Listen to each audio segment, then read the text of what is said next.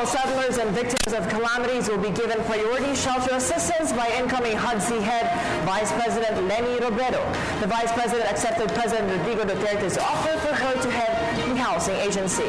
Jervis Manahan files report. Nandito ako sa opisina ngayon, tinatanong ako ni Rocky Ignacio sa Malacanang Press kung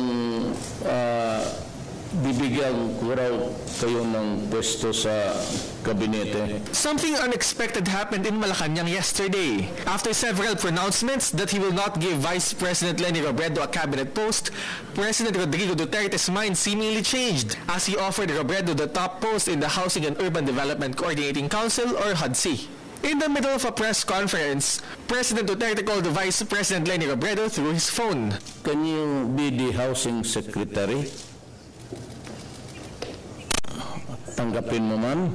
The President also invited Robredo to attend the next cabinet meeting, which is slated on Monday. Robredo is very grateful for the offer. She said she's not totally surprised as President Duterte earlier told her that he wants her to be part of the new administration. Yung sa akin naman kasi, hindi naman ako umuurong sa trabaho.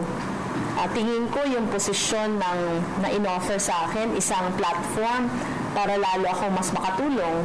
Lalo na kasi housing ito. Ito talaga yung issue na very close to my heart.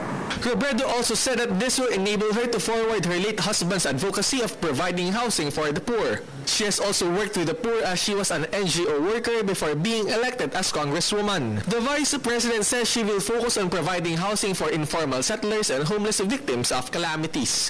Pag-aaralan, ano yung sitwasyon na dadatnan, ano yung mga kailangan gawin.